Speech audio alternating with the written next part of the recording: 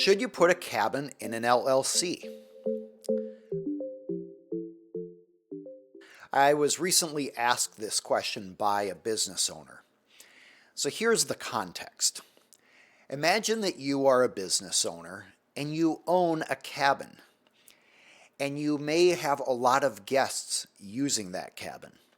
These guests might use it with you, but they might use the cabin without you present. Maybe those guests are using some of the stuff you have up there, like maybe the campfire, maybe there's some equipment, maybe they're swimming in a lake. And there are risks of drowning, of course. That's always present with a lake. There might be some sort of incline or steps that somebody could fall or trip down or roll down. There might be an oven that could have a gas leak. In other words, there are all sorts of potential dangers around there. What sort of protections can you implement to minimize your risks? One option is to have that cabin in an LLC. Now let's differentiate a couple pieces to this. First, the cabin can be owned by an LLC. Second, the cabin can be managed by an LLC.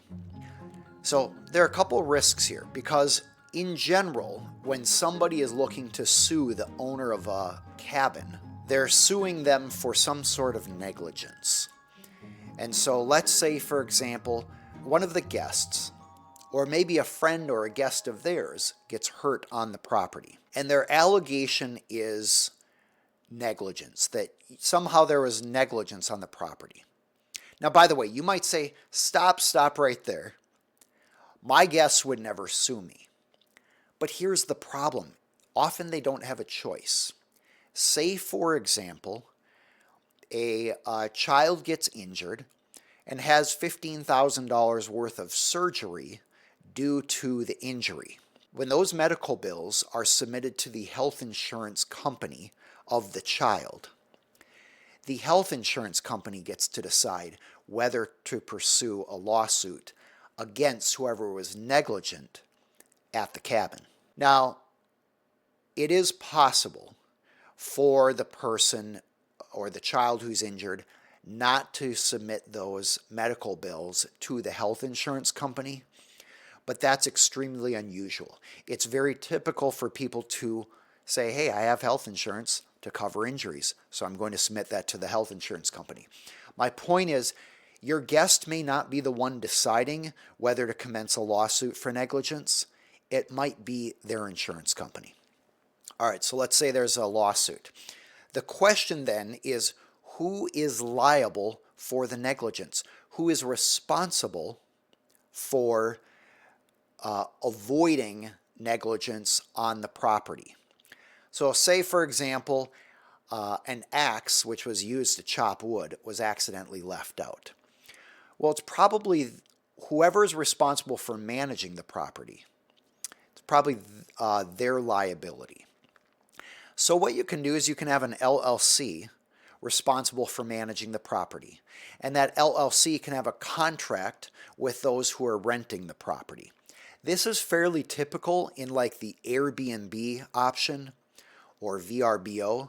You are essentially renting from a company that's managing the property. And that might be Airbnb or VRBO. And behind that might be another management company, and that's the owner of the property may have set up an LLC for that. All of that can provide some protection as long as there's a contract between the guest and the LLC. But if you're not planning to have guests sign a contract, then they're not going to sue for breach of contract, or they're not going to sue for claims under the contract, and you don't have a contract governing that relationship, which means they're suing probably whoever owns the property. And in some states, you can sue the property owner even if there's a contract with an LLC. So, where are we at so far? Just to summarize, having an LLC can provide some protection as long as there's a contract between the management company LLC and the guests who get injured. Now, another option is to have an LLC own the cabin, but that LLC will still have liability up to the value of the cabin. So with the management company, it may have virtually no assets in it. So that management company LLC might get sued and they might just go under. They might go insolvent, and even if they lose a lawsuit, they have no assets to pay.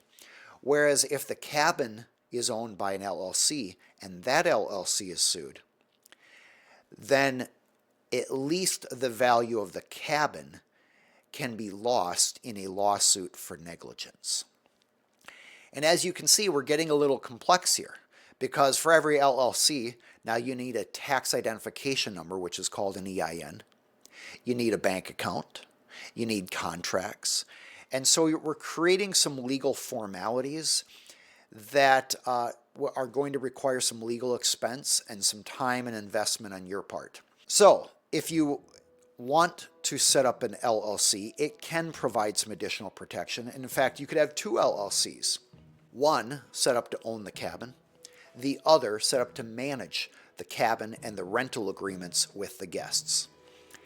If you set up an LLC to own the cabin, you will need to transfer legally the property into the name of the LLC. That's done through a deed. The type of deed is usually a quit claim deed. That's spelled QUITCLAIM-DEED.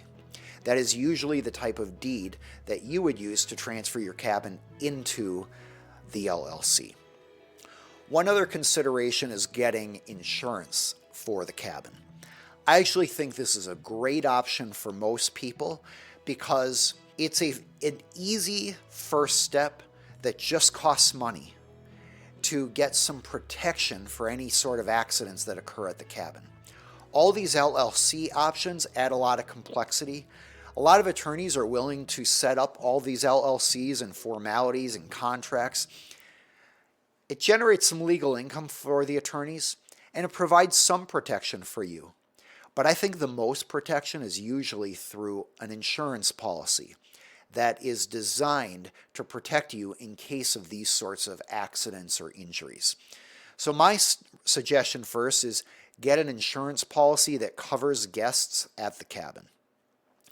And then if you really want to protect yourself, if you have a lot of assets exposing, so say you have significant assets yourself, or it's a very expensive cabin and has a lot of equity, you may want to talk with your attorney about setting up an LLC to manage the cabin and setting up an LLC to own the cabin. One other quick side note, if you have a mortgage on the cabin, there may be some complications with transferring the deed of the cabin into an LLC.